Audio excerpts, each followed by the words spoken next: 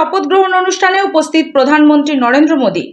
অন্ধ্রপ্রদেশে মুখ্যমন্ত্রী হিসাবে শপথ নিলেন চন্দ্রবাবু নাইডু। পাশাপাশি শপথ নিলেন জনসেনা পার্টির প্রধান তথা দক্ষিণী অভিনেতা পবন কল্যাণ। এদিনের অনুষ্ঠানে অন্ধ্রপ্রদেশে উপস্থিত হয়েছিলেন প্রধানমন্ত্রী নরেন্দ্র মোদী সহ অমিত শাহ, নীতিন গডকরি, জেপি নাড্ডা। এছাড়াও উপস্থিত ছিলেন তেলেঙ্গানার প্রাক্তন রাজ্যপাল, উপস্থিত ছিলেন দক্ষিণী সুপারস্টার রজনীকান্ত, চিরঞ্জীবী।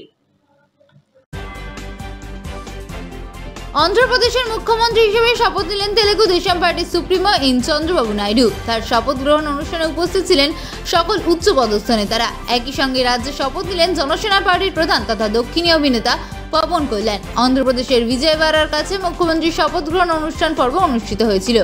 এদিন অনুষ্ঠানে উপস্থিত ছিলেন প্রধানমন্ত্রী নরেন্দ্র মোদী, স্বরাষ্ট্রমন্ত্রী অমিত শাহ, কেন্দ্রীয় ও সড়ক পরিবহন মন্ত্রী নীতিন গডকরি এবং স্বাস্থ্যমন্ত্রী জেপি নাড্ডা। উপস্থিত ছিলেন তেলেঙ্গানার প্রাক্তন রাজ্যপাল তামিলিসাই সৌন্দররাজন। পাশাপাশি সেখানে উপস্থিত ছিলেন দক্ষিণী সুপারস্টার রজনীকান্ত, সুপারস্টার চিরঞ্জীবী। এদিন মুখ্যমন্ত্রী চন্দ্রবাবু নাইডুর পাশাপাশি মন্ত্রী হিসেবে শপথ গ্রহণ করেন জনসেনা দলের প্রধান পবন কল্যাণ। সেই সাথে মন্ত্রী হিসেবে শপথ নেন চন্দ্রবাবু নাইডুর ছেলে নারা লোকেশ।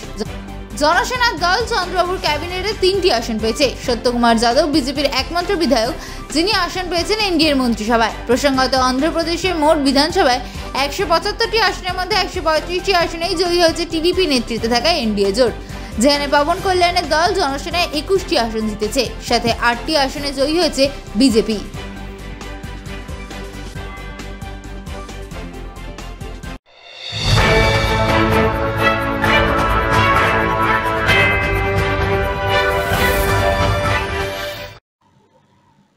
মাত্র কয়েক